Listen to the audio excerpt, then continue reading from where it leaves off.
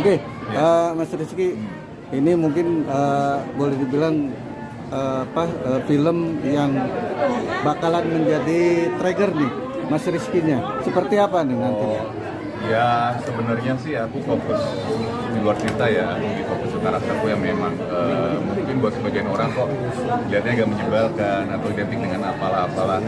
Tapi intinya gini, kadang-kadang kalau kita punya posisi, kita merasa punya kelebihan, kita jadi merasa di atas orang lain dan kayak ingin jadi menganggap orang lain di bawah kita, orang bilang menindas atau apapun. Tapi overall sebagai karakter Gatot, aku pikir ini adalah gambaran buat kita berkaca bahwa kita jangan menyalahgunakan apa yang kita punya, kekuasaan, jabatan atau apapun, karena pada akhirnya kita sendiri merugikan reputasi kita, nama baik kita, kredibilitas kita bisa rusak kalau kita semena-mena dan tidak bersikap tanggung jawab seperti layaknya apa yang kita miliki, jabatan atau pangkat. Tapi menurut Mas Rizky, relate nggak sih dengan yang ada di negeri ini, instansi?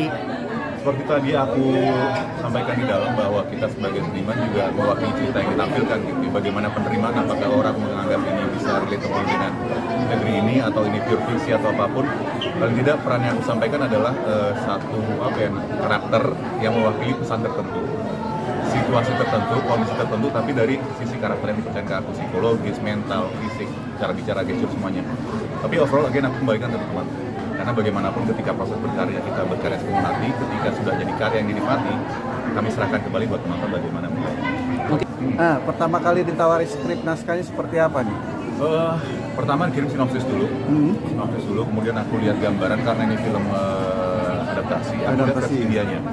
Jujur ketika aku nonton versi India, mungkin karena kendala bahasa ya, dan teksnya juga, walaupun ada teks, tapi kita nggak terlalu mudeng dengan adegan dan segala macam. Tapi aku nangkep garis besarnya, tapi begitu dapat skripnya, baru dapat gambaran besarnya. Percaya nggak percaya teman-teman, ketika syuting pun, ketika baca naskah reading, aku nggak terlalu nangkep detailnya. But ketika udah jadi film, oh itu maksudnya, oh tanggal sekian, oh momen sekian, aku baru mudeng di film. Jadi inilah keajaiban film. Kita lihat film aslinya belum tentu mudeng dalam bahasa. Kita baca skrip pemain, lama syuting belum tentu mudeng, kan kita parsial kan. Syuting bagian kita aja. Ketika kita nonton film secara utuh, kalau aku ngerti sih, dan bukan bermaksud nyombongin diri, aku optimis. Tadinya takut film ini terlalu berat, terlalu menantang buat nge-grip nonton 2 jam lebih gitu. Tapi alhamdulillah yang tadi aku nikmatin sih, bersyukur sekali. Gimana teman-teman kalau masih oke? Insya Allah mudah-mudahan 2 jam lebih nanti jadi 2 jam yang berharga dari apa yang waktu teman-teman keluarkan. Tapi siap nggak sih nanti dengan banyaknya komentar, terutama nih para penonton atau netizen itu sendiri? Kalau memang itu pure dari bentukan Gatot yang memang secara spesifik karakter dia ya, bagaimana dia bersikap, bertindak, menindak orang dan segala macam, terlepas dari dia itu siapa dan pangkatnya apa, ya nggak apa-apa. Karena tugas seniman adalah menyampaikan rasa secara jujur dan believable. Kalau penonton percaya bahwa Gatot emang real, Gatot emang menyebalkan itu, dan aku jadi gede sama dia, in a way itu apresiasi buatku, dan aku berterima kasih untuk teman-teman semua. Jadi aku kembalikan. Mungkin terakhir pesan dan edukasi dari film ini dari Mas? Secara umum aja kali ya, kalau soal ayah aku mungkin teman-teman udah baiknya bahwa terkadang dalam hidup ini kita bisa aja membuat satu kesalahan fatal dan kita pikir nggak ada yang akan tahu tentang kesalahan itu, tapi kadang-kadang demi orang-orang yang kita kasih, kita harus berani ngambil risiko dan melakukan tindakan di zona nyaman kita, kemampuan kita. Yang penting kita bisa menunjukkan bahwa kita berguna dan bermanfaat bagi orang yang kita sayang. Itu aja secara umum. Jadi kalau lu capek bekerja atau berusaha, pikirin aja keluarga lu atau siapapun yang berarti buat lu, akan semangat lagi. Oke, terima kasih ya. Baru pertama antagonis atau gimana sih? Antagonis mungkin beberapa kali ada, cuman ini yang paling menantang, ini yang paling challenging dari secara bentukan, wujud, fisik, background story yang aku tanam di kepala aku. Dan kalau dari respon teman-teman tadi abis nonton, bahkan aku sendiri seorang tim, ini kayaknya paling kena di teman-teman ya.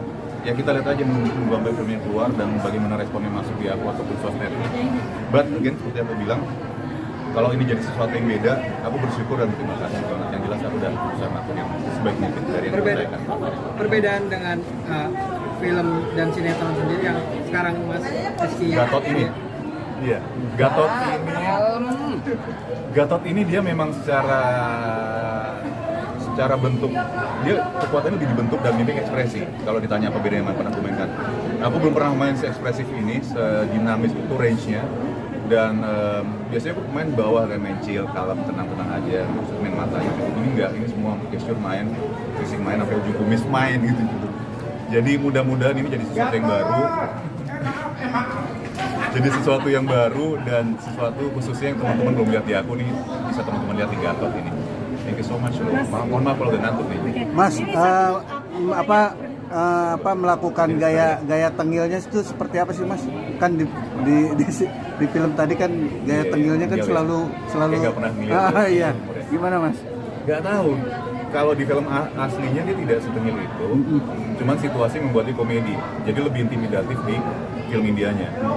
Di aku seiring waktu kok aku coba diskusi sama Mas Daniel, coba deh kalau aku bikin lebih teatrikal dengan gesture yang lebih eksplosif.